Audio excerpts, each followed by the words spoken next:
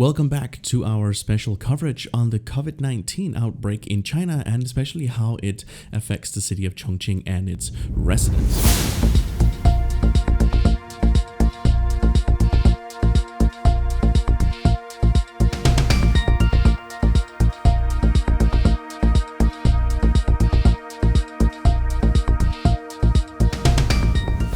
Since the Chinese New Year, China has been dealing with this virus outbreak, and it's forced most people to spend their days at home, only venturing out as far as the boundaries of their residential communities that they live in to make sure that people are not moving around on the streets unnecessarily. Most of the malls are closed, sports activity places, movie theaters, you name it, everything has been closed down in an effort to try and keep people from going outside. The only thing that's open at the moment is supermarkets where you can get, daily groceries and stuff, but the shopping malls themselves, all the stores inside remain closed.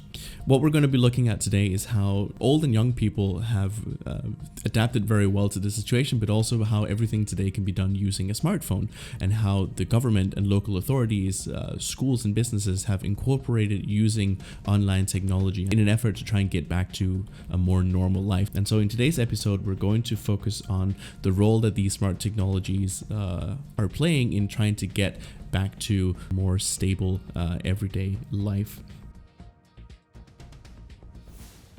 One of the perhaps most useful technology advancements that we have at the moment is the fact that you can now order online delivery. Now, while ordering online deliveries in China is nothing new, people have been doing this for years, this is now extended to many of the local supermarkets who can deliver your groceries straight to your door. Now, the delivery guys are not able to walk into your community directly. They will have to go to the gate, give it to one of the guards, leave it there, and then you will have to go down and then collect it yourself that way. Again, to minimize contact. Two other main things that have come into place recently is the fact that students are now doing their education and their schoolwork online, and it's also a way for you to get medical consultation through your smartphone, because the government is obviously trying to discourage people from going outside, which means that if you need to see a doctor, it might be better for you to try and do it over the phone rather than go to the hospital directly.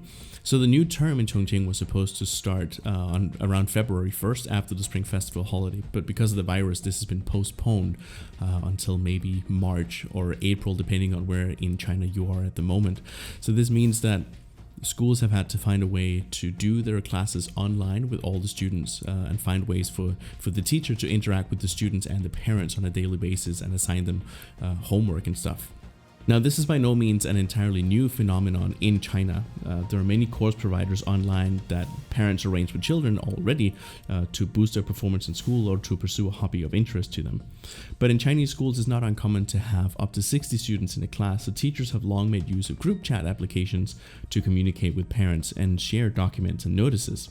One of the most famous apps for this is QQ, a very famous Chinese social app that's been around for a long time.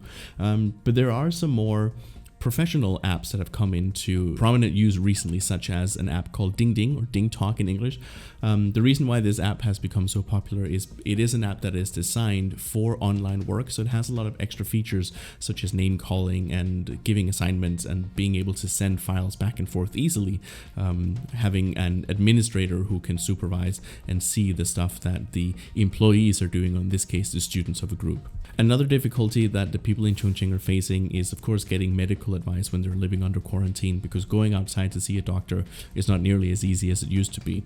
So in response, what most hospitals have started doing is that they are now offering free consultation through phone apps that you can then just sign up for and then use.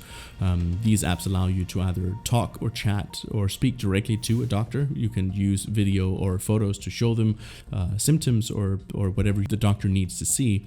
And the doctor can try and give you the correct medical advice and then tell you what medicine to get. And if it is medicine that is readily available, you can then order that medicine online and have it delivered to your apartment, all without having to leave. As we talked about earlier as well, people have slowly started to get back to work. Obviously, people are not really going to the offices at this point, but they're using something called Cloud Office that allows them to work from home and use many of the same features that they would have available if they were in their actual office. It looks like there are about 200 million people who are needing cloud office services in China. So the epidemic spread spurred DingTalk, again, Ding Ding, and WeChat Business to sort of upgrade the capabilities to face a sudden uptick in demand. So WeChat has always been an app that has been infused in your personal and your work life.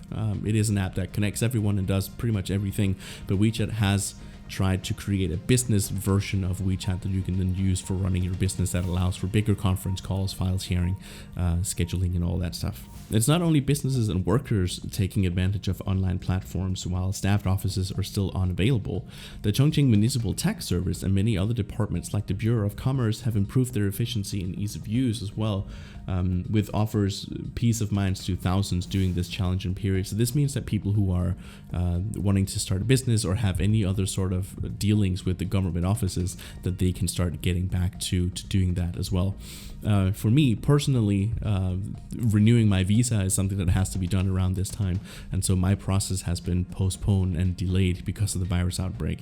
But now that the government offices are slowly coming back to work, we've been able to do many of the things that we need to do online and then just submit the final paperwork at the office. On the first day after the New Year holiday, the smart government affairs platform called Ban received more than 900 consultation requests and over 3,000 various applications from citizens and businesses.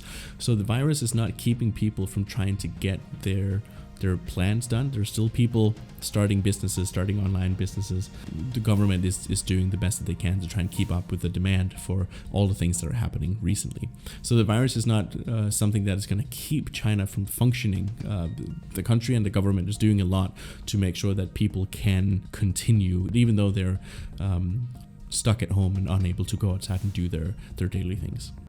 So finally, it is more or less possible for you to settle everything you need to settle with your household at home now over your phone. You can settle your electricity bill, water bill, your internet connection bill, all that stuff. You can do that straight from your phone, and you don't need to go outside to go to any offices to do this.